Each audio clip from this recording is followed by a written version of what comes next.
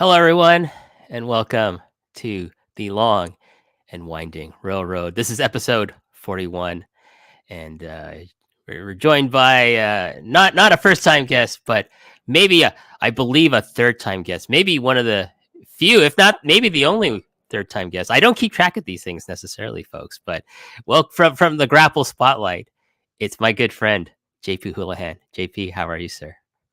I'm very good, mate. How are you? Third Well, time on it, buzzing about that. maybe yeah, because what you did. What matches did you do again? So I remember the first one was Misawa versus Jumbo. Yeah. That was the first. That was like the first one I done. That was in 20. Yeah, that was in 2020. That was first year. You were one of my first guests because I That's wanted right. you were someone I really wanted to have on early on in the launch of the show, and then you did Misawa. Did you do? Yeah. You did Misawa And Taue. And Taue. So this That was is your it. third time, and this is your third time. Who else has been on multiple times? Let's see. Not that many people, actually. There have been multiple time people on the show. I think Daniel Makabe has been on twice now. Oh, Maybe. I'm being in for this. Yeah, like who? Oh God, maybe Brandon Thurston has been on twice. Well, I had to check back on and look. Like I said, folks, I don't keep track. There's been so many great luminaries appearing on this show. You know, including three times is a big deal for me. Well, JP, listen, what can I say? You are like one of my favorite podcasters / people in the world. Thank you, mate. I have so much respect for your analysis of professional wrestling, and like me, you have all the correct takes on professional wrestling. So, but yes, I think you might be the first third-time guest on this show, and this won't be your last time. Not third time's not the last time. You will be, as long as we do this show, you will always have a place to appear to give the correct takes on all things Japanese pro wrestling, at least the ones we talk about. But yes, how is Grappl doing? I know you guys you're currently on fire over there at the Spotlight, and my good friends Deathmatch Richard and New York Matt are keeping you on your toes, and the great Grappl Gareth as well. I don't have a funny nickname for him because he doesn't deserve one, because he is like us, has the correct takes on wrestling. There is, yeah. Do you know what? They're doing brilliantly. I mean, at time of recording, we're going to be beginning our Dealer's Choice month over there as well. No doubt we'll get the plugs in towards the end of the show. But we're doing absolutely loads of stuff over there. It's been brilliant. It's been just like a madcap year, and I already can't believe that we're in February of 2024. That just feels wrong in every way, shape, and form. Like, how the fuck did we get to this point? But yeah, no, really, really good. Been like a lively start to the. I don't want to date this podcast too much by talking about stuff that's going on within the wrestling world, but it feels like 2024 has just been like a batshit year for wrestling, for the amount of stuff that's come out story wise, whether it's figureheads of companies leaving in disgrace or other kind of strange circumstances. Just in terms of the, speaking about Japanese wrestling, just in terms of the change of the landscape there has been absolutely wild to keep up with. And we're not even halfway through February, mate. Like, I don't know how we got to this point. But you know what's a good thing, JP? Shotaro Shino is back. Yes. So, well, he'd be a happy man again. I'm wearing an Arsenal top just for him, which he should feel very happy about. If there's anyone in Japan who's watching this fucking show, it's probably him. You know what I mean? Like, he's in all Japan. I know he loves that era. In fact, we're actually going to be talking about not his particular era, but close to his era. As people who are watching this on the YouTube will probably see JP's background. We're going to talk about a 2019 match. Because we just, I don't like to keep it in the sandbox necessarily. You can't contain the correct takes of JP and myself necessarily to one era. We have to expand our takes to like all eras, the 80s, maybe even the 70s one day. We've done the 70s on this show. And now to 2000 and what is this? It's not the fucking aughts, right? That's 2000 and 2010. What is this period between 2010 and 2020? What do you call that era? I think you just call it the tens. The tens? I think that's just where we are. That's where we are? The 10. Is it? Are we like sort of like the 20s redux now at this point? Aren't we? Nearly halfway into the 20s. But I would just call it the tens. The tens. Okay. Yeah. Which often feels like a bit of a lost decade, I feel like, within the world as well. Yeah. Like where the world's starting to go to hell in a handcart if we're going to get in a geopolitical scale as well. 2016. That's when. Yeah. Shit. You know what a terrible year. Like, not only did we get that shitbird in the White House, but we got fucking Bowie died. I think that's the fucking glue that unraveled the universe is the great David Bowie dying. If he was still around, maybe none of this bullshit would have happened. Well, exactly. That was it. We ended up getting Brexit over here as well. That's right. It was a madcap time of it, 2016. It was very much like a season finale for the world. Like at that stage, we'd had like a fucking hell. Like we're having like big events happening here as well. But I think when you mentioned about like, and you came to me about like which of the matches wanted to go for as well, and like you say, but choosing something that's like within the context of this series is very, very modern as well. It was just thinking, okay, it was almost trying to think that's like that little bit kind of broader, because I did have there was a tag match from the 80s that I was thinking, okay, that'd be a really cool one to do. There was a tag match from the 90s I was well interested in, and like a Kojima match from the early 2000s, but we've settled on a kind of, I think it very much certainly like spiritually fits within, the long and winding Royal Road. Yeah. Doesn't it? So we're going to look at a match from 2019. We're going to look at a match between then Triple Crown champion Kento Miyahara, the ace of All Japan for the last 10 years, I would say. And his challenger for this match is one Naoya Nomura, who's no longer with the company full time, but he occasionally pops up as a freelancer there. And I said this would be a great match to talk about, because at the time he was still a contracted All Japan wrestler. He was what I, felt was kind of like not. Here's I'm gonna say this. I'm just gonna get out of the way. A lot of people get upset when you say this, though, is like they were kind of like a second coming of the Four Pillars, right? And by that, I don't mean they're gonna like fucking turn business around. They're gonna fucking run Budokan every fucking month or anything like that. That's not what I mean. Okay. When I say, nor do I think any of these guys are on the level of the Four Pillars. Okay. None of these guys are Misawa, Kawada, Kobashi, Taue, Akiyama, or anyone else. What I'm trying to say is that you are coming to an era in All Japan again where you could focus on a core group of guys and build around them. And yes, you could build business around them if you pushed them right. Fortunately, they did not push these guys right consistently. Sometimes they did, but it wasn't very consistent. But the four guys, and it was centered around four people. Okay. Kento Miyahara, he would be the Misawa. Okay. Yeah. Jake Lee, I would say, would be the Kawada of the group. And that makes Nomura, to me, and I'll mention this within the context of the match, the Kenta Kobashi of the group. I think he had that characteristics about him that made him, if you're going to draw parallels, he would be the closest to Kobashi. These aren't exact parallels, by the way, but you're following me right here, yeah. Iffy. Oh yeah, God, yeah, and it makes sense. And sorry, yeah, and Yuma Aoyagi wouldn't necessarily be Taue because they don't wrestle anyway. Like he's more like Jun Akiyama, So, but Akiyama is considered like an unofficial pillar, the fifth pillar, as it were. So if you have these guys, and like the only other time like that was, you even remotely reached this was like maybe 5 years earlier when you had like Sanada, Manabu Soya, and a couple other guys in the Muto era before he fucked off to create Wrestle One. And like this is also when like fucking Akiyama, Go Shiozaki, and three other guys jumped to All Japan. Is like, holy shit, oh my god, they have a chance to get, become a second to All Japan, like surpass Dragon Gate and Noah. With if you have like this, that all went to shit because of Muto. And now, so like I thought, okay, Akiyama's in charge. He's got these four guys. You just need to bring in a couple more guys, maybe freelancers, but have them work consistently on big shows.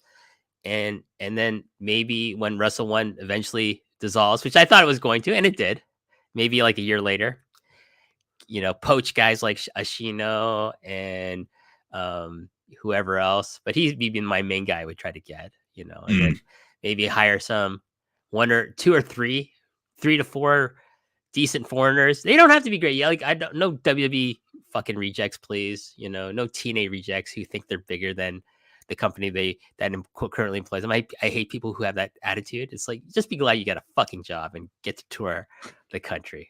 Okay, don't be an asshole. If you don't like it, don't fucking work there. That's how I feel. Anyways, but Miyahara, Jake Lee, Nomura, Aoyagi, what a foundation to build upon. And that's what I mean when I say they were like a second coming of the four pillars, in the sense like you could build and hopefully create a foundation. Unfortunately, that foundation didn't stick because Nomura is gone and Jake Lee is now in Pro Wrestling Noah, where he's doing fairly well despite the rather suspect Mr. Peanut looking fucking entrance gear with the monocle he now wears. I don't know what's going on with that fellow. Someone said low rent Undertaker one time, and I'm like, that's a good one. Then I found a picture of Mr. Peanut with his top hat and monocle. I'm like, that's even better. He's Mr. fucking Peanut of wrestling, Jake Lee. Good wrestler still, don't get me wrong, but like, come on, Jake, you need to prove the look. But so I thought this is a great match to talk about, because I want to talk about what did you think? This is what I was thinking when I was watching All Japan at this time, JP. What were you thinking? So this is the thing with me at this stage, and I'm kind of similar, because obviously when it came, this sort of goes in parallel with like sort of us podcasting as well at the time, and thinking, at this stage in 2019, well, I was getting the feeling that, okay, we've gone through the golden era of New Japan. So in terms of my overall fandom, it felt like we've passed that. We've passed that peak. And I think even though like business didn't necessarily dictate it, and we couldn't see the idea of a global pandemic happening like, a year later and everything else, it felt like All Japan were rebuilding in the correct way, which, and you've hit the nail on the head in terms of the four pillars. You've got to think of them as what are pillars there to do? They're meant to hold up a structure. They're meant to hold up something. And you had four guys which you could do that. It was always like, I would see Kento Miyahara matches and I just go, my God, this guy is incredible. He's like a force of nature. He is this, like, you had him as the ace, and it was like, but we need to build up the other guys to kind of go up and around him. And that's what we were in the midst of here. It was just like, we were, so that's where it kind of intrigued me. And it was, All Japan was offering me something as a fan that I wasn't getting in New Japan at that stage. I was starting to get like kind of just like not dismayed, but it was like, okay, the booking was becoming repetitive. Like it wasn't in the state that it is now, but it wasn't particularly great. And I think All Japan itself was just doing things in a very kind of steady way. I know from a British perspective, they had like Joel Redmond was in and around the company at this point in time. He'd done Champions Carnival. So it felt like, even from an import perspective, it was slightly more left field. And I was like, okay, this is generally quite good. And it felt like they had a direction of where they were going to go. And it was like, okay, so we're going to get a combination of the four guys that you mentioned and we'd already kind of had them set up in NEXTREAM, which I wasn't as familiar with. I almost had to do like a kind of like a fair bit of reading and going back over stuff to kind of like get really, really up to speed with them. But it felt somewhat exciting because you had this dynamic central figure in Kento Miyahara, and you had these young guys who were organically part of the company. And it was exciting times. We weren't in the midst of, let's just put the title on an old guy. We didn't get that kind of stuff. And we were also in the midst of, when this match happens, of a great title run, of like a proper, like, what was it? It was Kento Miyahara's his fourth time.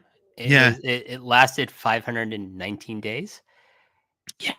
And which is up to March 2020, really, which is, when the pandemic basically starts, and you kind of think, okay, what could have been if, they hadn't made the decision ahead of who would end up winning the title on there as well. But it was an exciting time. I remember we would talk about this and we were going like, this is really like, and I would always like sort of like look to you as to saying like All Japan is definitely worth me following, and we would chat about this, and it'd be like, yeah, this is definitely like the place and the direction that the company were going in.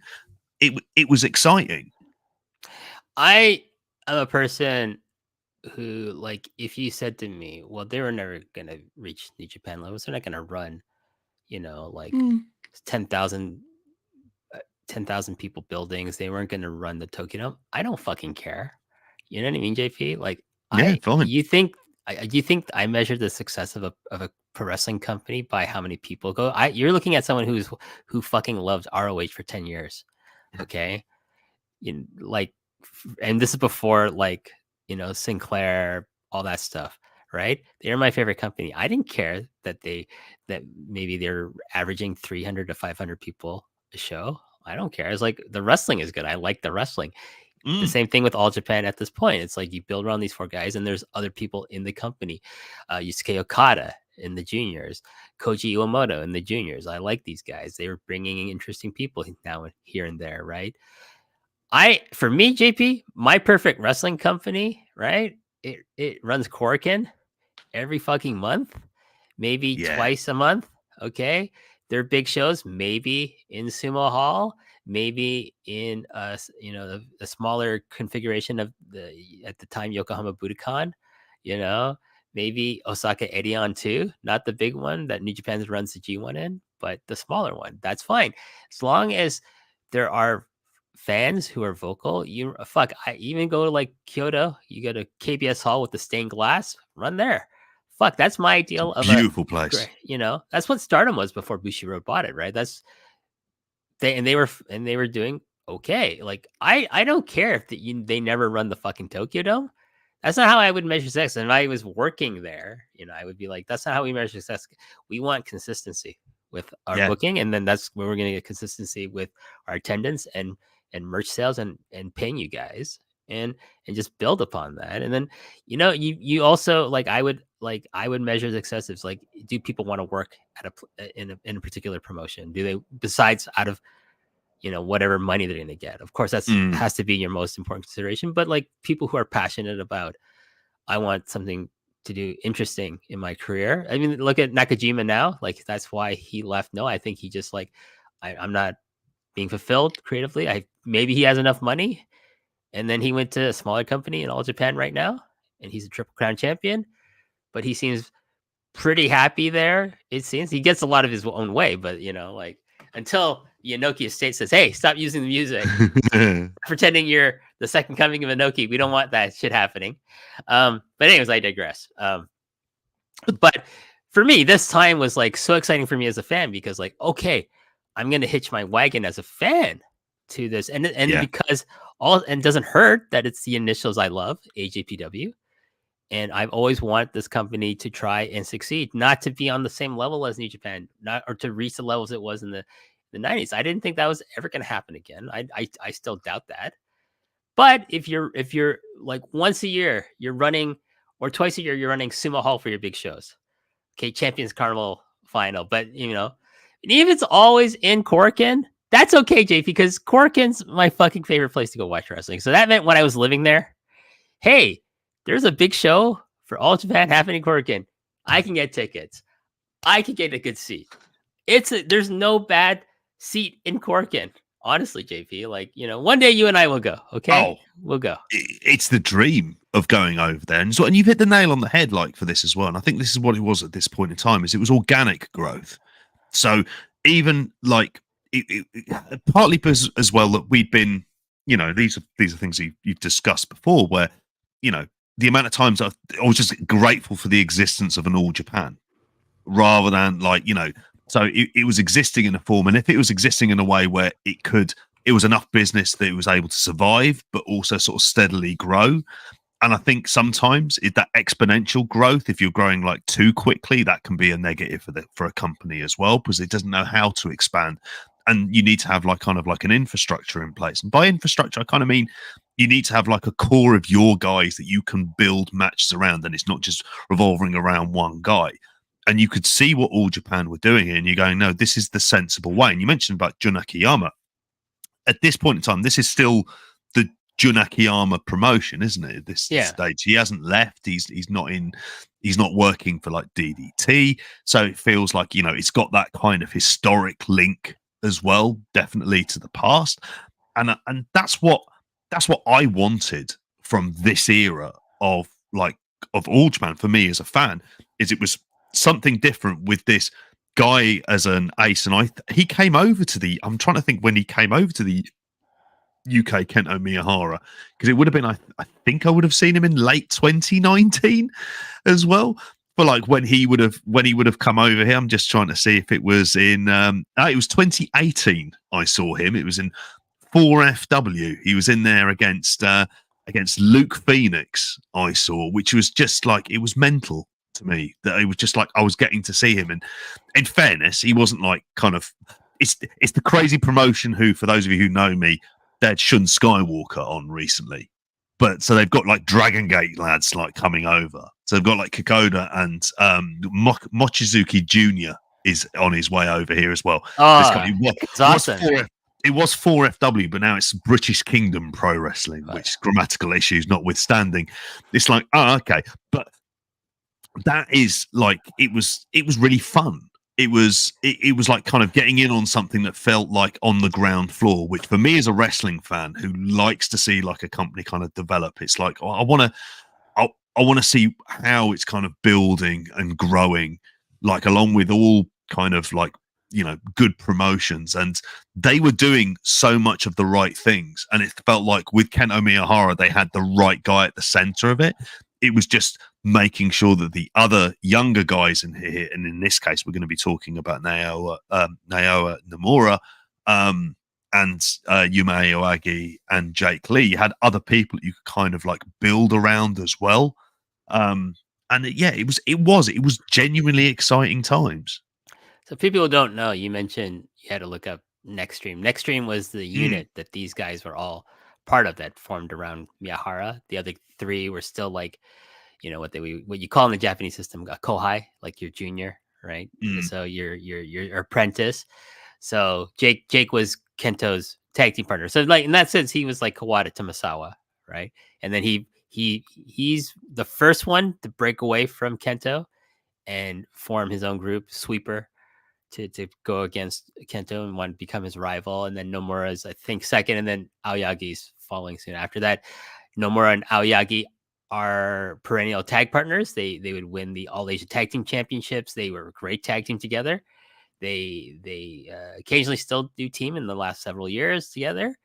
But that's why, you know, like, so if you take that, NEXTREAM was like the kind of another version of the Super Generation Army of Masawa, Kawada, Kobashi, Kikuchi, and going up against like, you know, I have Jumbo's Surugan version here, like maybe Violent Giants, Ishikawa, and Suwama, who, by the way, my favorite fucking tag team at this time, because these two big old grumpy old lads just beating the fucking shit out of everyone. They facing for the tag titles. They were such a great tag team. They Violent Giants. And what a great name for a tag team as well. But yeah, so that's also like, you can draw a lot of parallels. And I think, you know, Akiyama being in charge, I don't think it's a secret. I think he probably saw these guys coming out of the dojo and like on the undercard thinking, okay, I got something. I'm going to put these four together. I think it was his idea. I'm going to put these four together, very similar to Super Generation Army. And again, I don't think Akiyama is, you know, like is delusional to thinking we're gonna run the Tokyo Dome in 3 years. No, he's probably like, we're gonna consistently sell out Korakuen. We're gonna hit some of the bigger venues with like, you know, maybe 5,000-6,000 capacity, and that's what you want. Like then and like again, slowly build up towards, because not only do you have to have the roster for it, you know, beyond these guys, but you also need the office staff. And I can pretty much tell you, JV, there's probably not that many like people in the office compared to like, say, even Pro Wrestling Noah or New Japan. So like, you know, again, slowly but surely, let's build up. Imagine if they all stayed and the booking was good. Can you imagine Ashino joins, fucking, you get, I don't know, like maybe some other people come in, Takuya Nomura is working there regularly. God, it would be like an amazing time. And I don't care if they're still not in Budokan anymore, like just fucking Sumo Hall once in a while. Okay. But anyways, it's a great time. And so I'm really glad you picked this match. Oh, brilliant! Because I was worried, like in terms of going behind in terms of the. I was like, oh, okay, is this too recent? Is it too modern a show to go with? But the thing that I liked about this as a choice as well is, okay, stylistically, I mean, like, how similar is it to like a Royal Road style, like in that way? And you go, well, there is similarity between this and between how matches are kind of structured and those kind of like big events. And I think even in the build up to this match, there've been several matches between Nomura and Miyahara. In fact, he'd had a title match in March as well in the build up to this, and that and so it was quite unusual. He was getting 2 title Triple Crown shots in the same year, and the fact that he was getting that was like, in and of itself, like sort of slightly unusual as well. But he'd been building up on kind of kicking out of a lot of like, there was it that the blackout knee strikes had beaten him in previous matches, but he was able to get out of it. So we haven't even got into straight jacket German territory with Kento. So there was like some stylistic similarities, but I think there was just the general idea of this is what you should be doing with a company. This is almost like how do you build a successful company? Well, this is what you do. As we've mentioned before about getting young guys from a dojo who are your talent. Yeah, and then Good Italian Boy was in the dojo, Francesco Akira at the time. So let's look at the card before. This is from, we should mention, this is from September 3rd, 2019 from Korakuen Hall. It's part of the All Japan Pro Wrestling Summer Explosion Series. This is day 13 of that tour. And this is from Korakuen Hall. Let's look at the card. So we start off this show with a 6-man tag team match. JP, Atsuki Aoyagi, Yuma's younger brother, who's doing very well now as a junior. Dan Tamura, who's I think the current junior champion right now. Yusuke Okada, who's disappeared in the depths of DDT. And they faced and defeated Akira Hyodo, Taku Kato, and Yuki Ishikawa in 11 minutes and 24 seconds. Another 6-man tag team match. Listen to this lineup, JP. Jun Akiyama, Ultimo Dragon, and Yuma Aoyagi defeat Hikaru Sato, Masanobu Fuchi, and True Enochius Osamu Nishimura in 9 minutes and 32 seconds. What a fucking team. Jun Akiyama and Ultimo Dragon with Yuma Aoyagi. That's fucking great. That's absolutely cracking, that. 6-man tag team match. Hellboy. It's a guy doing a fucking Hellboy cosplay with the big giant fucking stone fist and everything. And Sweeper. So Jake Lee and Koji Iwamoto defeated Black Menzure, Hokuto Omori, and Takao Omori. No relation between. These are not father and son, by the way. Not a great spot for Sweeper, I feel. But, well. EWA, Intercontinental title match. Go fuck off with this bullshit. Tajiri, bringing his bullshit fucking whatever this title is, took on his protege, actually, young Akira Francesco in 11 minutes and 46 seconds. Here's the thing where I'm not happy about, and that's Tajiri mucking things up in All Japan. Oh, it's a pointless belt as well. This was the European Wrestling Association, which apparently is still in existence from Austria. So this feels like the spiritual successor to Otto Wanz. Like, is Tajiri still the champion? He isn't at the minute. It's George Kukaz, whoever that is. I've got no idea. He's a bit about 6'5". Apparently, he's a big lad on here as well. But he is like part of the. It'll be like part of. It says part of the GWF Wrestling School, which is like the other promotion in Germany that isn't WXW. It's the one based in Berlin. But yeah, Tajiri had that because obviously he'd still do, and he still even does. He's not over in the UK as much, but he occasionally sort of just be over in Europe getting booked on effectively doing exactly the same stuff he was doing in WWE. So exactly the same kind of like the Wish version of Great Muta that we would see him do, but up against Francesco Akira. And I don't think, did we have the documentary out around this time? No, because that's during the pandemic, right? It is, isn't it? And that was brilliant. Yeah. So we might review that. I keep getting DMs from one Neil Flanagan saying, "WH, we should review that. I could talk about young Akira Francesco." And I'm like, all right, well, we'll see. We'll see if their man Neil will ever appear on the long and winding road. So he's watching this. He's like, how dare you? You will have me on this show. But anyways, continuing with this show. Tag team match. Ah, yes. Okay. Joel Redmond, Yoshitatsu defeat Dylan James and Kotaro Suzuki in 7 minutes, 23 seconds. Two of those people we will not mention further for completely different reasons, to be quite honest with you. But let's move on. But here you go. There's your boy, Joel Redmond. He's actually teaming a lot with Yoshitatsu, unfortunately. It's not the spot I would put him in for a tag team partner, to be quite honest with you. But there you go. He was in Champions Carnival, wasn't he? That summer. Joel Redmond? Yeah. And that was I don't know why they don't bring him back. Shock. I asked, he owns a farm or something like that, right? So he has to work on the farm for a lot of times, and he can only come over when he's not working on the farm. So I meant, because I saw him when I went camping.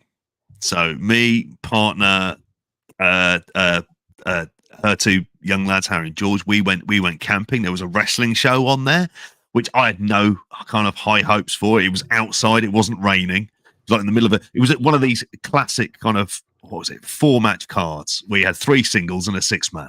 They was like, yep, that's good enough for me. You don't need to mess around with anything else. And all the kids are kind of getting very excited. Like by front row, I was sat there with the dog as well, like able to sit there with a pint and the dog watching the show. And afterwards, when they were getting the photos, we went up and I was talking to like Joel Redmond. I was saying, that was a great run. Like, I remember that All Japan run in there, and he was just like quite startled. I don't think he was expecting it. And I think because the part of the country where it was Devon, which is very much sort of southwest coast in the UK. And I think he's got quite a kind of a nice general life and lifestyle around there as well. And, this was a guy who was in NXT, but wasn't kind of featured. He was tag champs with Pac, which seems like from some other universe really at this point. But when he'd come into All Japan, he was fun. He was it was a very, and it fits the promotion. Would he work in, if you put him in an AEW today? No. Would it work in TNA or any other kind of any other sort of westernized promotion? No, not really. But here, that kind of very straight-laced kind of I know we used to always talk about Jake Lee, gentleman Jake Lee. This was very much gentleman Joel Redmond. And he was I used to see him a lot in Rev Pro, and Rev Pro was becoming a bit more kind of character based, and it felt like he was an anachronism. He wasn't part of really what wrestling was at that point in time. Whereas in All Japan, he came in and his fundamentals were always decent and solid, and he was able to go over there and wrestle. And over that tour, it was like, this guy's good. You put him in there with good workers, he's going to hold up his end of the deal. Is he going to be like a massive global superstar? No, but that's fine, because not everyone's going to be that way. So I've always got a lot of time. I've got soft spot for Joel Redmond, and he was a lot of fun at this stage. And it was when All Japan, they also went with, I want to say his name was Lucas Black, was another kind of big lad they had in there for a while, for a short time before the pandemic, and then before the pandemic. I think he got called out and speaking out too. Right. But Joel Redmond, I think if he stuck around, it's say he was still working there today. You know what? Yeah. They'd bring Charlie Dempsey over for tours. They team those two together. It'd be perfect. They would, stylistically, they would work really well together as well. And he carries himself like you want a pro wrestler to do. There was an element of, this isn't a guy you would worry about bringing him over on tour. Is he going to go wild and do something daft and get himself sent home? No. Like other wrestlers would do? No. You wouldn't. You kind of thought, no, this guy's going to be a professional about this. In the same way I think of say what Jack Morris has done in recent kind of Noah, where he's gone in there and effectively gone in there with the best kind of attitude as well, and a really good work ethic. And you go, for what he's expected to do, he delivers on that. And Joel Redmond was very much like that kind of precursor at that point in time. All Japan World Tag Team title match, Ryuji Sai and Zeus defeat the Violent Giants. I remember this being a really good match. Shuji Ishikawa and Suwama in 19 minutes, 51 seconds, title change. So there you go. And now that was a semi-main. This brings us to the match we will talk about. I'll just get this out of the way. Cage match rating guide is a 9.36 based on 107 votes.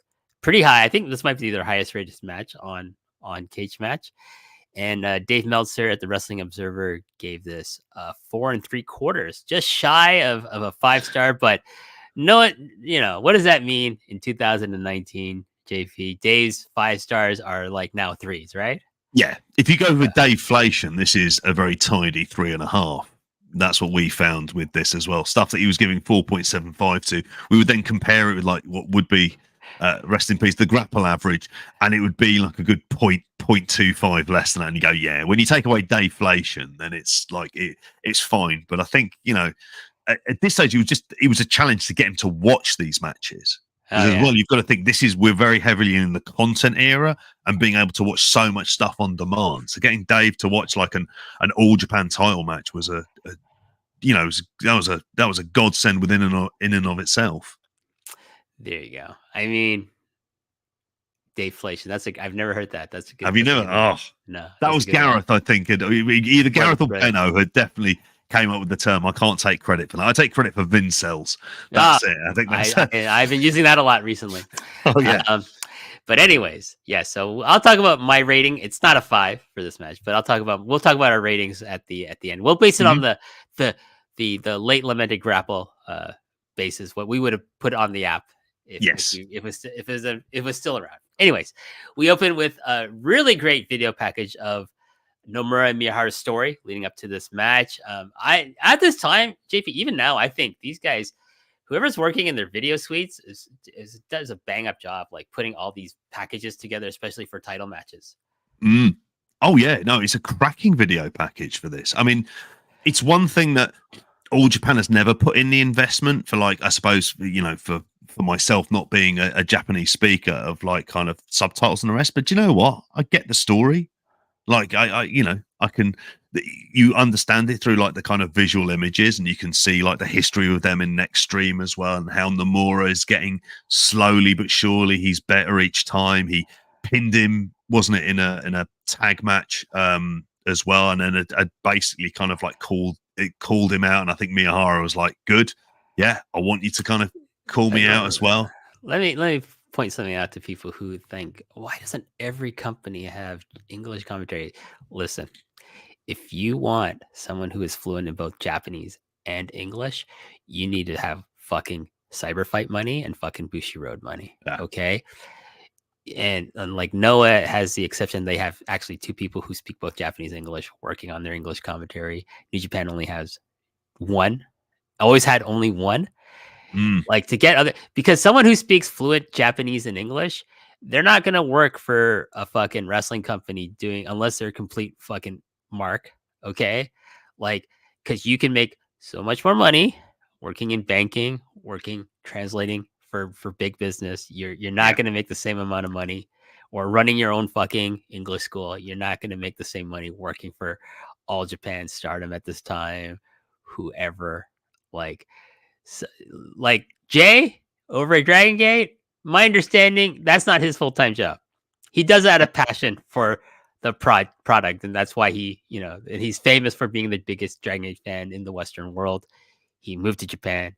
He has a very well-paying job, from what I understand. I've heard this secondhand, so that's why he does it as much as he does.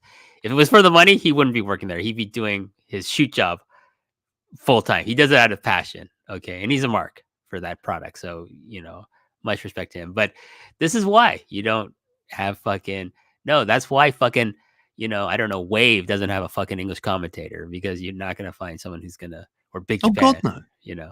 But not you also as I don't fucking you don't need it. It helps, but I don't think you need it. It's not an enormous.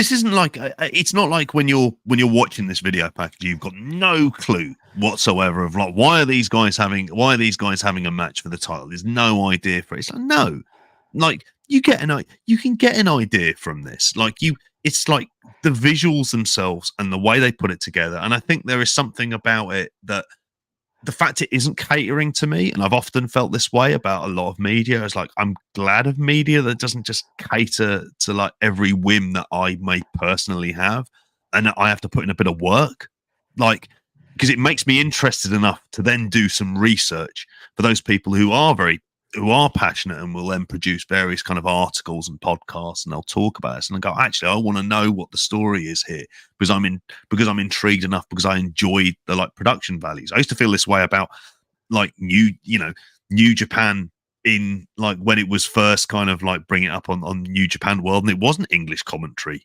Like it was English commentary was a rarity. We didn't get that very often at all, and let alone going into the stuff from the 90s and the early 2000s, where like you would have seen like the stuff of a madman's dreams that we would have had like translated kind of like classic shows and the like. I don't even like it when you go into like a New Japan archive and it's like Kevin Kelly dubbing over doing I don't know Stan Hansen versus Andre the Giant. I'm like, the problem is I want to know who was actually someone who was there at the time rather than sort of like watching back. And I don't like that. It adds an element of artifice, which I don't really want in the kind of product that we have. Exactly. Miyahara comes out first, as is his custom, JP, because even though he is the champion and he's the biggest star in the company, he comes out first. I think on purpose to really set a tone for audience participation in the match. Also, I think it's his little way of like trying to big up his opponent and like they'll come out after, or maybe big up himself. But I do tend to think it's kind of a more of a, I'm going to let them get the, what was traditionally the star treatment, and they'll come out last because I want to, kind of elevate my challenger when that they come out second. Can you imagine how overwhelming it would be if he came out second every time with that entrance and the amount of time for it? And it was always, I remember when we were chatting about this, like kind of back in 2018, 2019, it was just like, oh, this is fucking great because not only does he get the crowd hyped, not only are they now immediately interested and into the match because he's such a presence and it's great fucking music as well.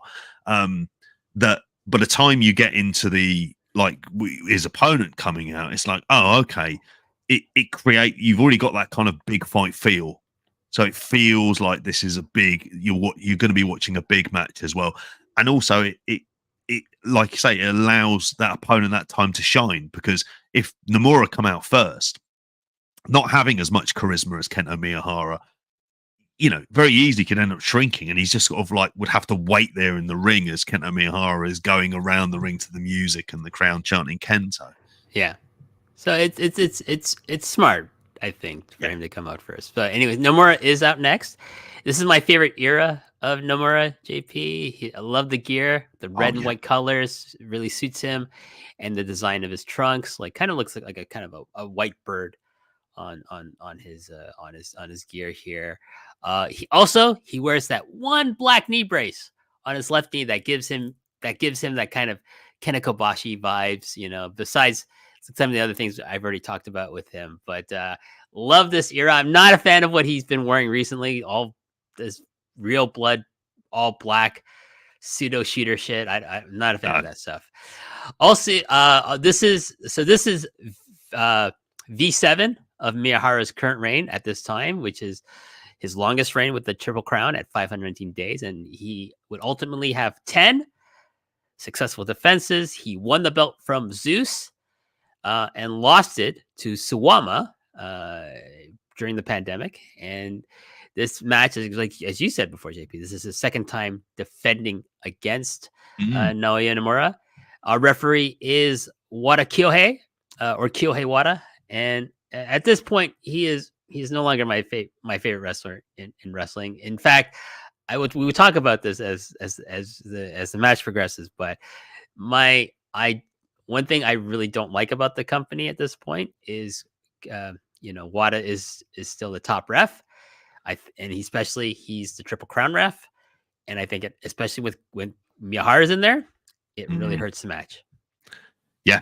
Do you know what? It is an issue because I kind of like he was just so slow, isn't he? Dare I say it? It's like it sort of takes the pace and credibility, particularly when you get into some of those near 3 counts where there's that almost like he's delaying it as well on that 3 count. And you're like, you don't want that, like, for all the criticisms I may have about a New Japan, like I've never had that with kind of like with Red Shoes. He's also a character now. He's not he's not the like, for me, the referee's main goal is to be the glue to reality. Yeah. To realism, to legitimacy. That's my philosophy about referees. That's why I'm not a big fan of Red Shoes, because I think he's a character, and he plays a character more than he is actually. Yeah, before he wasn't so much. Now he is. But this is the same thing with Wada. He is just a caricature. He's a character, and it hurts a lot of the matches that he calls, unfortunately. It's the problem I've got with like lucha refs. You watch AAA, the refereeing is just awful, and it just like it hurt. It's just like, oh god, because they're so caricatured. Like they're all completely like so OTT and so overtly heelish. And you go, what's the point of even having them there? Like, I think the whole point in lucha is like there's a Technico referee and there's a Rudo referee, and I'm just like, I respect lucha for what it is.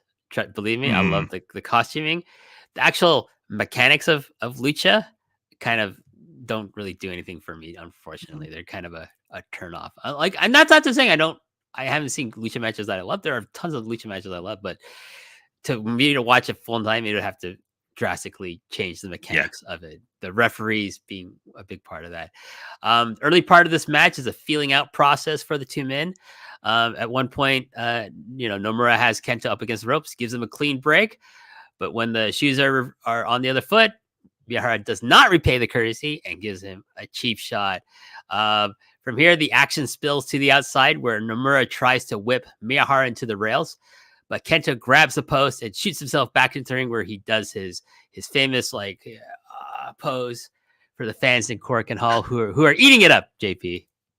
Oh, it's great. It's absolutely brilliant. I mean, and there's always criticism of Kento of being formulaic, and it's just like, to which I would say, yeah, one of my favorites of all time, Bret Hart, is incredibly formulaic.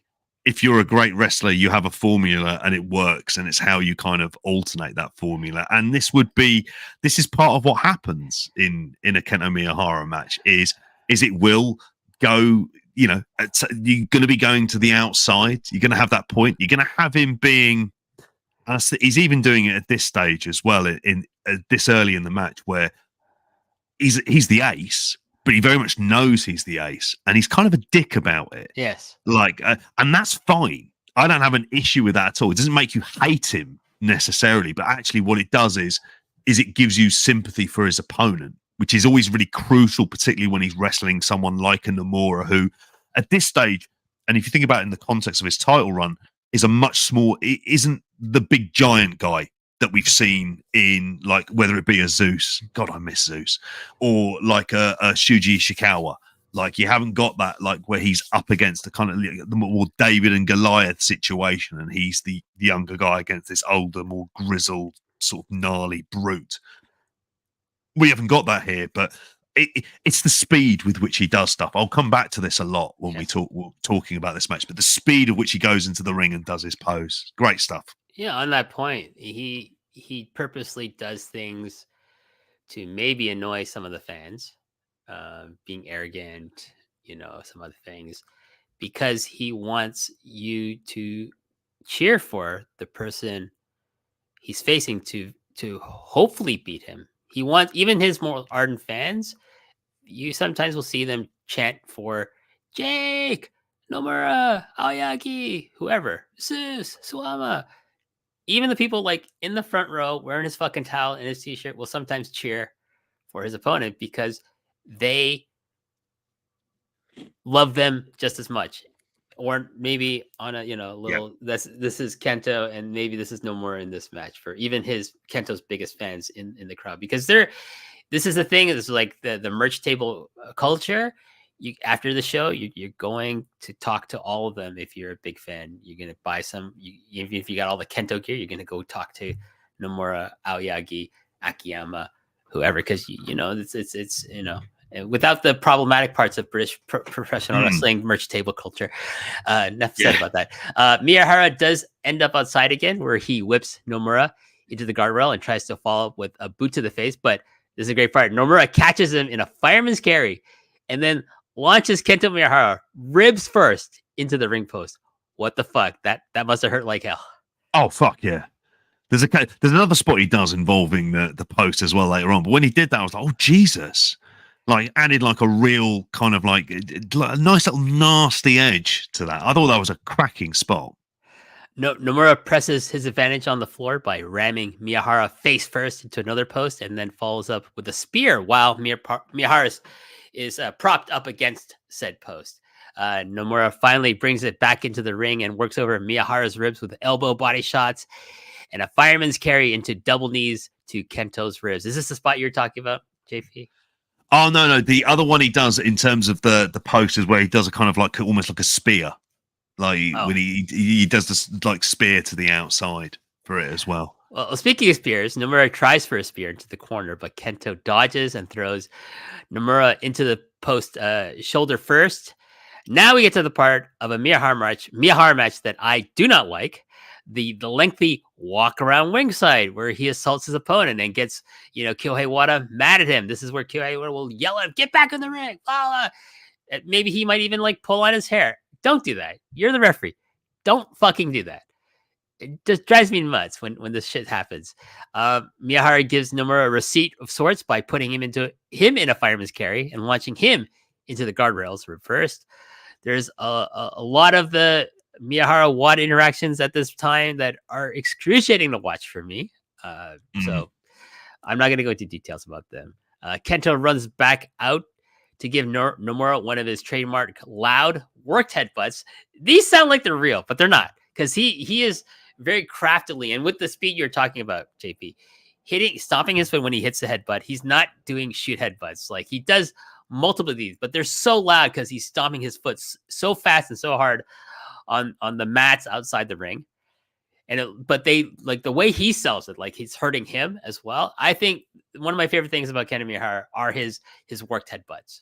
Oh yeah, they're great as well. And there's enough. Do you know what I get reminded by? And I thought about this again, and I've brought up Bret Hart already, but Bret Hart punches into a corner when he's stomping his feet as well, where they sound brutal, but because they're Bret Hart, they're not. They're just, very well worked, but it gives you that element of that suspension of disbelief that you want in that. I don't want to see shoot headbutt. I've seen shoot headbutts in matches. They're fucking horrible. Like, I don't ever want to see them again.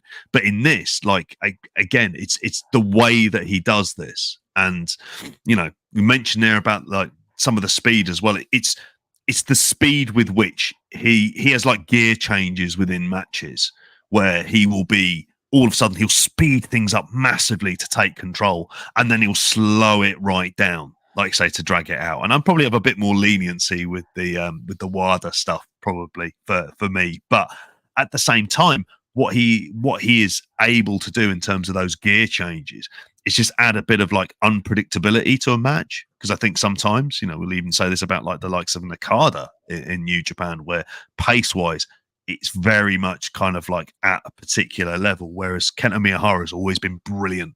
Like, one of the things I always loved that stood out for me was just the way he's able to just change things and move things around at such like a quick pace. Yeah, so he does decide to, like, at this point, decides to slow things down. He decides to concentrate his efforts on the neck of Nomura by drop kicking him there while he's jumped over the top ropes.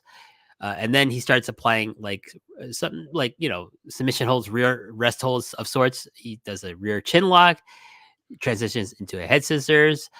Nomura gets to the ropes, but Miyahara won't break on 5, and this pisses off Kyohei Wada again, who breaks the hold by grabbing Miyahara's hair. Again, come on. You don't need to do this stuff. Nikon Lee, who is like the female ref, She is my favorite ref in All Japan at this time. Unfortunately, she's not there anymore, but she's a great ref. The current ref, I forget his name. The guy wears like the blue elbow pad. He's like the blue version of Red Shoes, I guess. He's good. I like him. He doesn't do this shit that Wada does. And they have fortunately now moved Wada down the card into like the comedy matches and opening matches and things. Which you know what, the man has to go outside to have his smoke break. You know what can I say? Like, and he can't do that. Place for him. So yeah. If he's there with the older lads as well on the undercard, that's absolutely fine for it as well. But just to mention, you mentioned about the female ref, she was in Swindon because clearly, obviously, she was operating as like kind of like translator as well at the same time, and for him and Aoki, who was over there with Kento Miyahara as well. And yeah, like I say, I think she's like a really good ref. I don't know what she's up. What is she up to these days? I don't know. She left All Japan. Maybe she got a wrestling. I'm not sure. Maybe she's working in a smaller federation. Who knows? Yeah. Anyways, Nomura takes the opportunity that Kyoei Wada provides to attack Miyahara, but Kento cuts him off by dropping him into the ropes and then drop kicking his head while running along the apron. This is like, again, the speed. Like he changes things around by like turns the tables on his opponents with his speed. Miyahara presses his advantage until Nomura sidesteps another dropkick to the head and double stops a prone Miyahara in the ribs, working over those ribs that he threw into the steel post outside. Nomura counters any attempts by Miyahara to regain the advantage and hits several shoulder blocks until he finally knocks him down. Nomura takes Miyahara out to the apron and hits a body shot to the ribs and then follows up with a DDT connecting Kento's head to the hardest part of the ring. Great spot here. Oh, it's a cracking spot, this one as well, and delivered as well in a way like just in terms of like the mechanics of delivering this as stuff on the apron of this stage is sort of run its course for us as wrestling fans. I'm so jaded to it for this, but again, I think just within the context of this particular match, just the way it was done, because they don't overdo some of this stuff. I mean, I think it was. I just thought it was excellently done.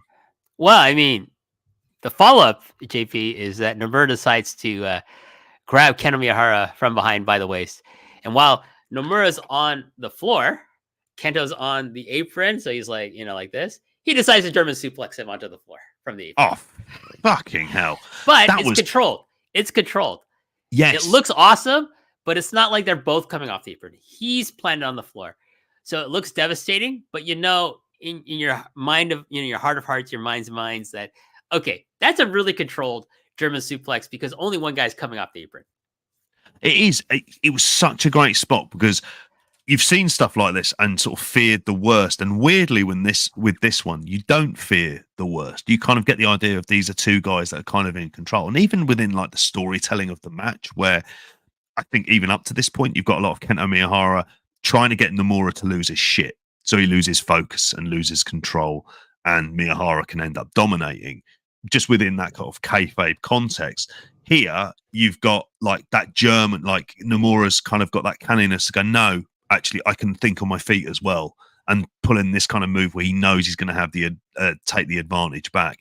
So it's a cracking spot because it probably sounds a lot worse to listeners and viewers than kind of what it is, because you kind of go, no, actually, it wasn't like he was trying to kill him. He wasn't dropping him on the back of his neck or anything else like that. But they managed to deliver it in a way on which it's brutal, but it's also at the same time, you're not sitting there like fearing for the life of Kento Miyahara and wondering why the fuck is he taking bumps like this. Yeah, it's not like Kota Ibushi having wrestling matches with Tetsuya Naito. It's not Joe versus Necro Butcher and stuff like that on the floor. We're not getting that. And people say, "Oh, but I love that shit." It's like, well, look at Kota Ibushi in 2024. Yeah, and who's still wrestling at a high level, Kento Miyahara. Yep. While Nomura waits inside the ring, biding his time in the blue corner, Kento crawls back into the opposing corner where Nomura meets him with a running forearm to the face. Nomura tries for the same move again and runs back to the opposing corner, but Miyahara follows him in and hits a beautiful step-up knee to the face, like very reminiscent of Samoa Joe, like one of his signature moves, but it's something Miyahara adopts. And just the speed and the the accuracy that Nomura usually, Miyahara usually hits this move is always a pleasure to watch. Oh God, this for me. I've banged on already about the kind of like the speed with it as well, but it's doing things at a really fast pace with such a level of precision as well at the same time, and all within the context of his character. So he's getting the idea that I need to engage the crowd in all of this. So it's not moves with a Z that you quite often might expect to see in kind of matches like this. It's his speed changes are the things that. This is probably why I love Kento Miyahara so much. Is I don't feel like there's the lulls in matches that you get for other wrestlers. You just don't get that with a Kento Miyahara, because and particularly at this point where we're talking peak Miyahara as well. Yeah, I mean, the lulls would be like when he's taking the beating, but then he will like spice things up by trying to launch a counterattack, but then he gets put at the disadvantaged position again by his opponent. Miyahara tries for a German, but Nomura escapes, rolls Miyahara over and locks in a neck lock. He then transitions into a very nice looking sitting abdominal stretch. Nomura tries for a frog splash, but Kento meets his abdomen with lifted knees. Kento hits a German suplex while Kento's standing on the mat and Nomura is sitting on the top turnbuckle. So kind of a reverse of what happened on the apron, JP. Again, not an avalanche German suplex, but a German suplex where the opponent is getting the most impact because he's on the top rope. But it's very controlled. Again, but looks great. Absolutely. Fucking brilliant. I mean, this is, like I say, high level of sort of technical precision that this guy has to be able to deliver moves like this. He's absolutely outstanding. He then follows up with a running knee to the back of Nomura's head, the blackout knees, and hits a great looking release German suplex, and then hits another blackout knee strike, but this time to the face. Nomura escapes a suplex attempt and hits Miyahara with a spear. They start a great elbow strike to the face exchange that lasts for several minutes, like a very harkening back to classic Royal Road era that you see maybe Misawa and Kenta Kobashi or Misawa Kawada engage in things like this, or even like modern day Japanese wrestling, which tries to emulate King's Road a lot. Yeah. He then curbs when Miyahara wins that exchange. He then curb stops Nomura's face into the mat.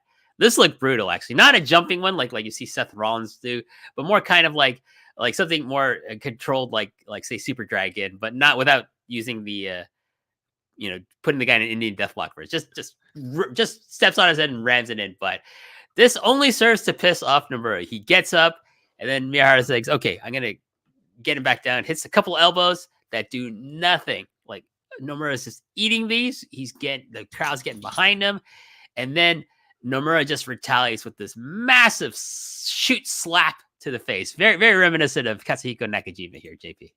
Oh, fucking outstanding. Like you mentioned, was the fire as well for it, which, obviously from a charisma perspective, Miyahara has got that in absolute space, but Nomura is someone who at this stage is still developing that charisma and, but how he's able to deliver like that kind of like brutal, like you see him being pissed off, like you mentioned with the earlier kind of strike exchange that he ends up winning here, and that slap, just because the crowd at this point, like they're hot.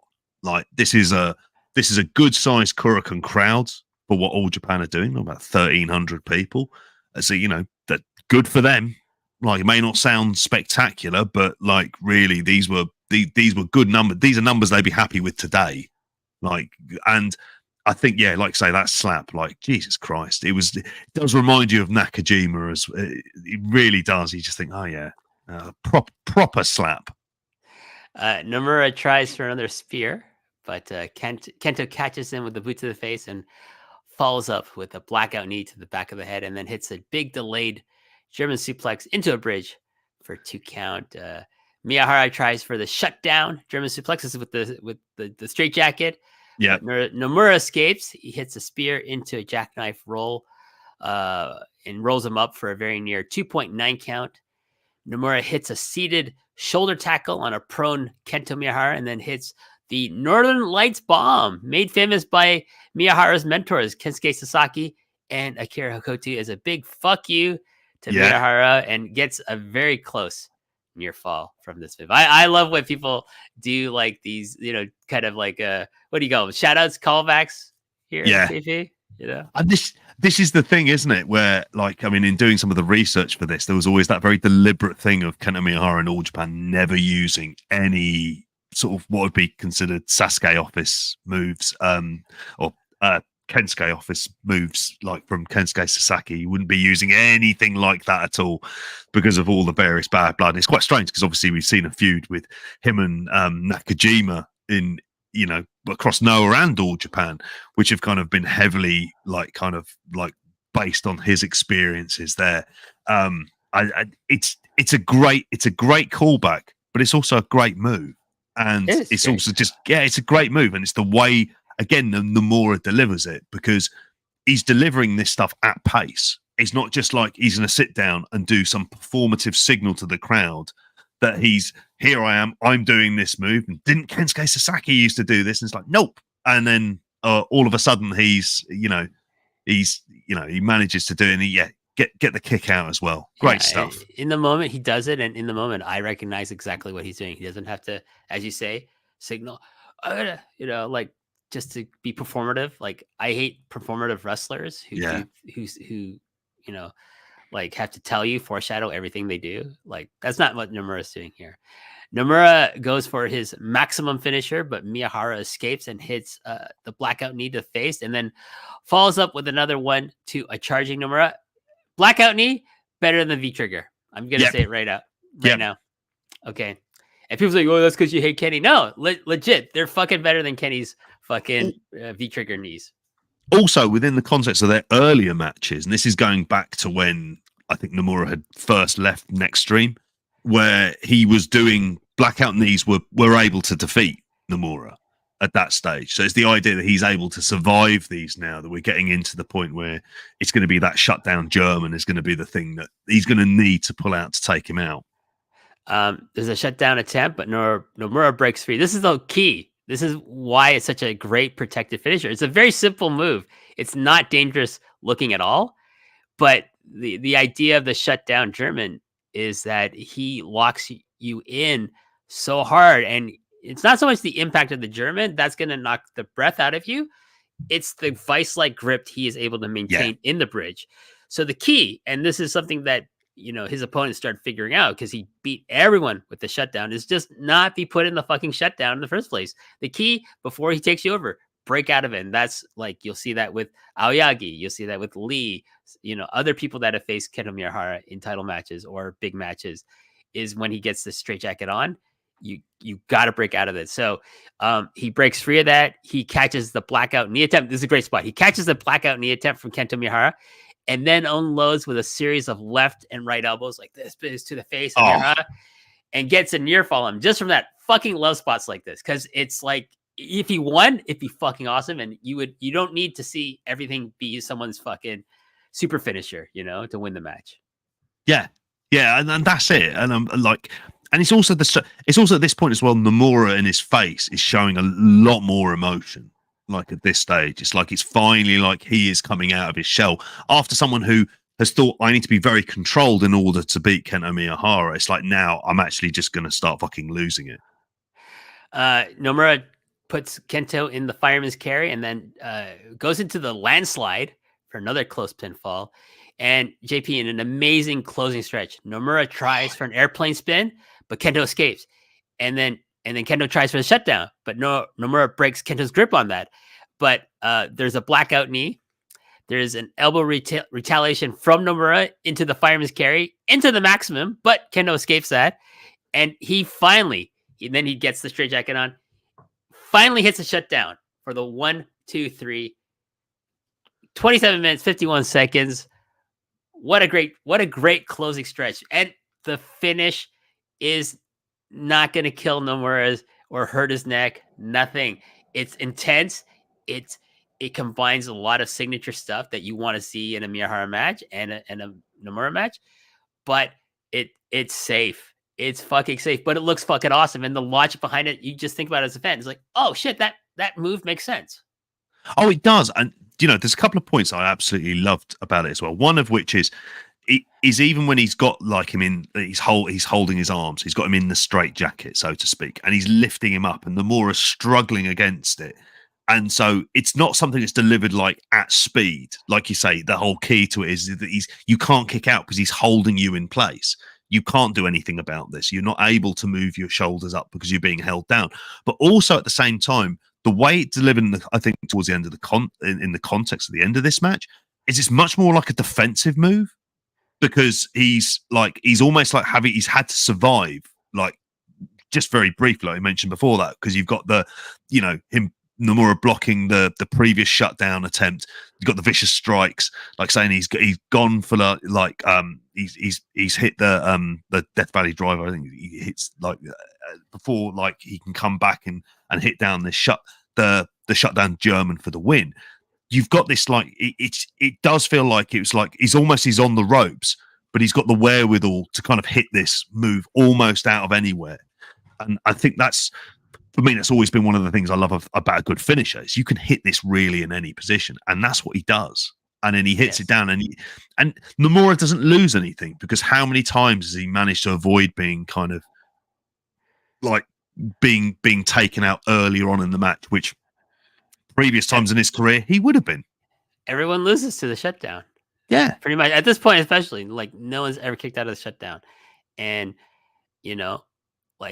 for him, it's interesting. As the ace of the company, you think, I'm going to have like a head dropping finisher like Misawa or Kobashi or something like that. No, I think he knows, he's a very smart wrestler, and not just in terms of like what he does in the ring, but he's a very smart wrestler. I feel like Miyahara knows the history of professional wrestling. He knows, like, he wants to have longevity as a professional wrestler. He doesn't do high flying maneuvers for the most part, right? He doesn't really do anything off the top rope. He doesn't do dives to the outside. A lot of what he does is pretty safe. He's very similar to Bret Hart, right? Yeah. And you can tell, like, he's like, his blackout knees look amazing, but he's not hurting anyone with those things, right? It's like, and what are his finishers? German suplexes and the shutdown. The shutdown has to be probably one of the safest finishers you're ever going to take in anywhere in wrestling. Fuck just Japan, like North America or Mexico. It's one of the safest things you're going to take, but he's established it. It looks great. And the thing is, like you say, he's not like jerking them over. He's slowly taking them over.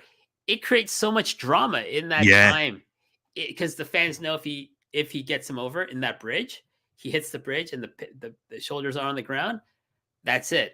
But it's the struggle to get the person over, not just to lock the arms in, but to get the person in. It's great. He creates so much natural drama from this one move alone, because it's not because it's dangerous, because it's effective. And I think it's a lesson like a lot of professional wrestlers could learn in this day and age. Is like, not everything has to look dangerous. Yeah. Or like it hurts. You might get a lot of things over it because they look effective. He does. And this is like, and I also think as well, depending on who he's wrestling, who that other wrestler is, there's a different level of drama. So I always think of matches that Miyahara's had with, say, a Suwama or a Kento Miyahara, where it's lifting someone up of that size. That's the kind of natural drama that comes into the mix. With Nomura here, it's because he's a younger guy, so you imagine he's going to have a bit more like kind of like wherewithal, cardio. He's not been worn down as much, that he's going to be able to kind of, he would have trained with Miyahara, so he'll have the smarts of knowing how to get out. It's like a different reaction to the same move, which ultimately ends up the same way a lot of times, in particular in this title reign. But you're still having the same effect, but in just slightly different ways. And again, it's that kind of storytelling in wrestling. You hear a lot about this. You hear a lot of telling stories within a wrestling match. This tells a story. This tells a story of Miyahara is a smart wrestler, like you said. Why? Because his finisher is something that he can hit on pretty much anyone. And it's going to have, depending on who you are, you have to find a solution on how to kick out of it. And it's not a case of you can just overpower him to do it, because the idea being, if you're a bigger guy, well, you're going to be off balance, so you're going to struggle to kick out of it. And if you're a younger, smaller guy, well, in Nomura's case, like slightly smaller than Miyahara, it has to be delivered in a different way. Maybe you're going to have more energy to kick out of it as well. I mean, I loved the finish for this match. I thought it was brilliant. Just not some bullshit Jay White kind of counter for the sake of doing counter. It's like makes sense. It's logical. It's a logical. It's not finish. a dance. No, it's a logical finish. It looks like a real fight. Yeah. My rating, I would give this like a 4.25, 4.25 rating. I actually think some of their earlier matches are better. It's the highest rated on Cage Match for them, but that's cool. I would rate some of their other matches a little bit higher, as far as like, as I recall, having like maybe stronger emotional investment in the drama of the match itself. Maybe even the one earlier in March. I think one from 2018 for sure. But yeah, I really wish he stayed around, JP, and stayed healthy. Oh, it's almost like a big what if. I mean, my match rating, I'd go 4.5 for this. I think even at the time, I was thinking when we reviewed it on the podcast, I'd said about 4.75. It was just a point of, you need to go out of your way to watch these Kento Miyahara matches. They're fucking incredible. They're great. And it was for all of the reasons that we've kind of said there as well. I mean, I'd go 4.5, which always felt like a very, like around 2018, 2019, the kind of go-to Kento Miyahara rating for it as well. But it was, I love this match, and like you mentioned, it's what could have been. This match almost feels, it's not like the end of what is this kind of good period. And God knows, we speak about it, at time of recording, All Japan have done some very good work in trying to kind of build things up. But you almost think to yourself, God, if we had a fully fit Nomura in there now, like this version of Nomura, my God, like what a fascinating person to put into the mix. That bit older, that bit wiser, probably knows himself better and knows his character. All of those guys, all of these NEXTREAM guys should have been Triple Crown champion by 2020. Yeah. Lengthy reigns, like Kento doesn't touch that title for like 2 years. You know what I mean? Like Jake Lee should have been given like a very lengthy reign. Unfortunately, he just has a lot of bad luck. What he did with the GHC title is what he should have done with the Triple Crown, and you would have seen dividends pay off for New Japan in there. Same thing with Aoyagi. I think Aoyagi, his first time with the Triple Crown, he did very well with the title. He established himself very strongly. It got ended by Nakajima coming in. But I think also Nomura, in between these two, should, if he was healthy, he never left to go away to recuperate. He should have begun the Triple Crown. Then you would have 4 guys, right? 4 guys that you elevate other people with these guys. Ashino then comes in. Okay. Yeah. You got a 5th guy, Ashino. The way you make Ashino, like as fantasy booking this shit, like all things being equal, he beats all of them on the road to Kento Miyahara, gets the Triple Crown from him, and then now you got 5 guys. And that's all you need. Don't get greedy. That's what I say. Don't get greedy. I need 10 guys who are Triple Crown. No. You dilute the title then. Not everyone has to be a champion. You know what I mean? Not everyone, because then you devalue the belt. Like that's why WWE belts mean nothing, because they're devalued because everyone in that fucking company's held it, to be honest with you, right?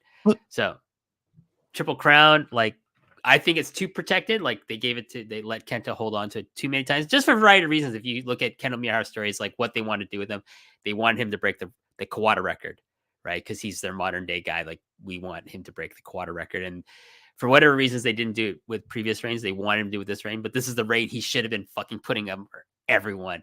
And at the very least, Nomura should have got the title from him at some point.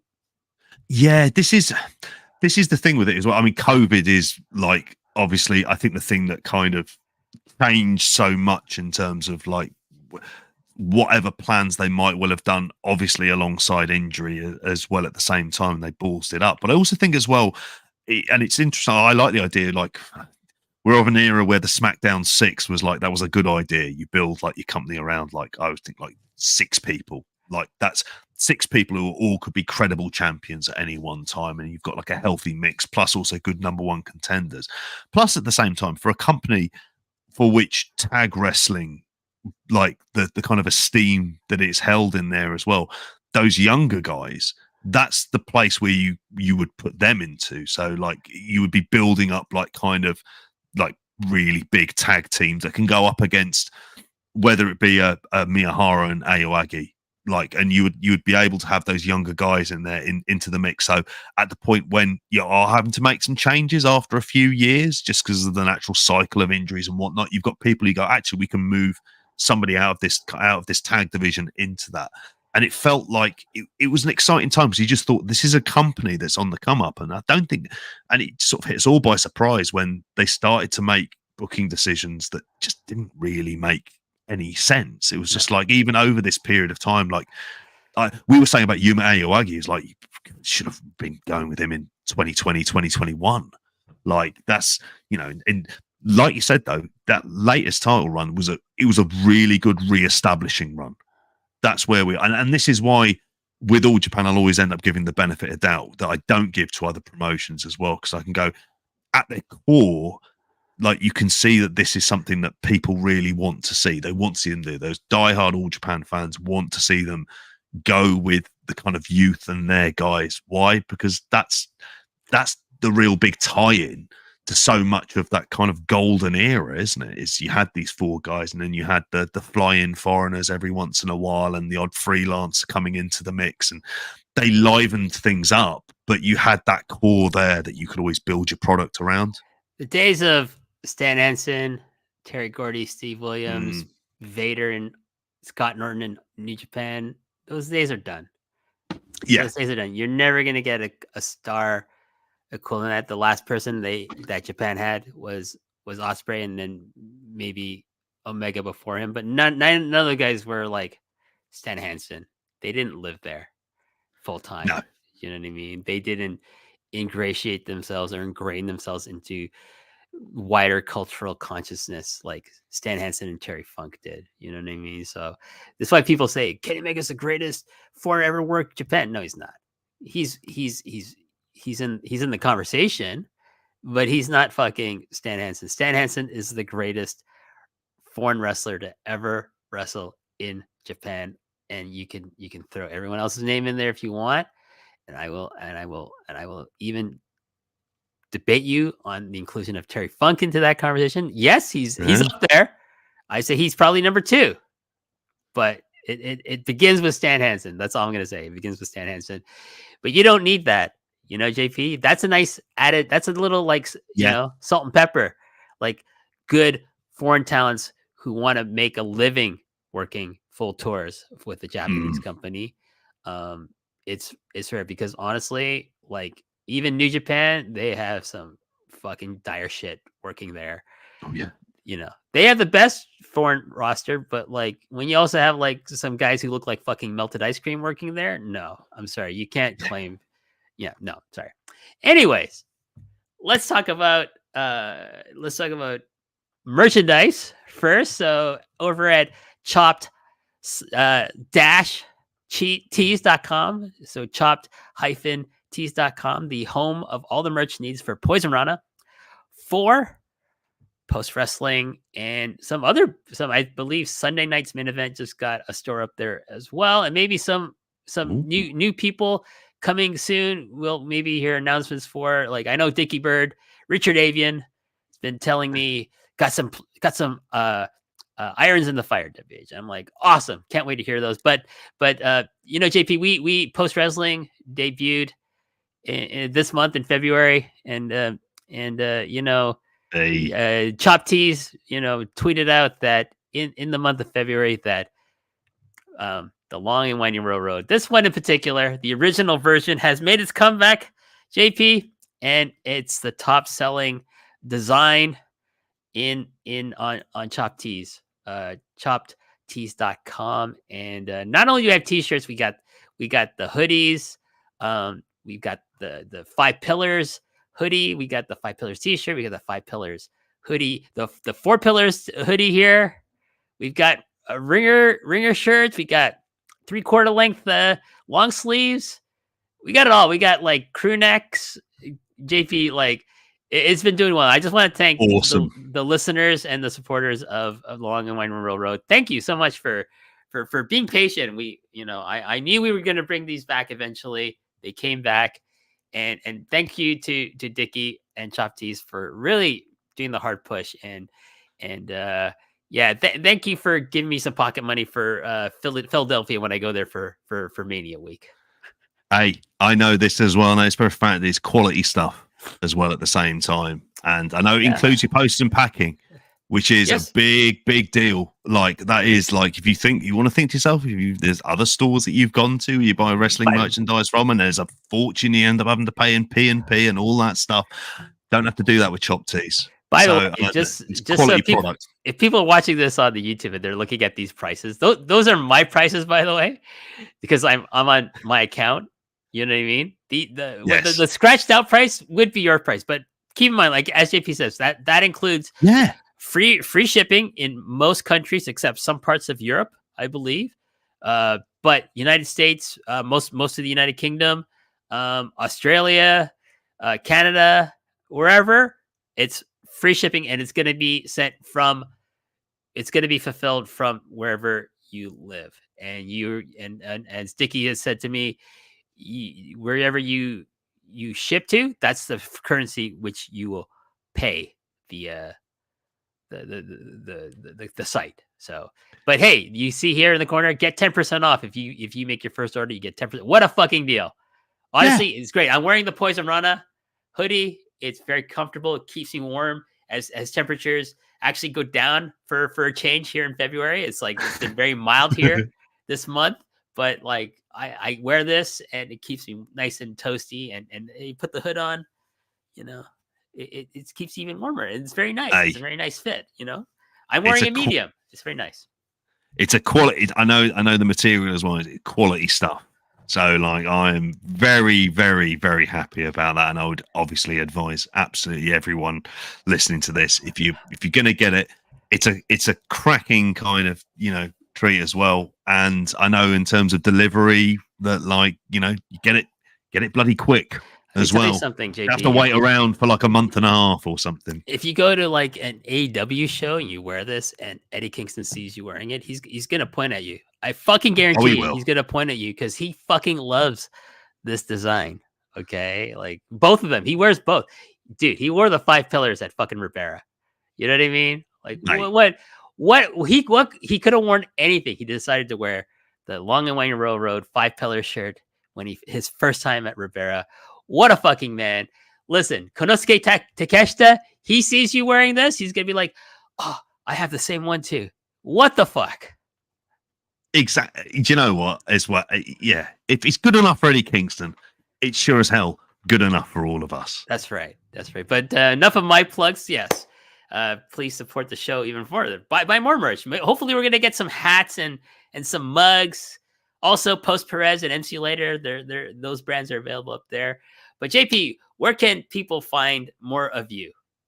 Oh, people can find me at Grappl Spotlight. So if you search for that, GRAPPL on Spotify. Obviously, we've got our Patreon, which is at patreon.com/Grappl. Loads of great stuff on there. We're doing Dealer's Choice Month, so we all get to choose a pick. So we've got the first one that's coming out.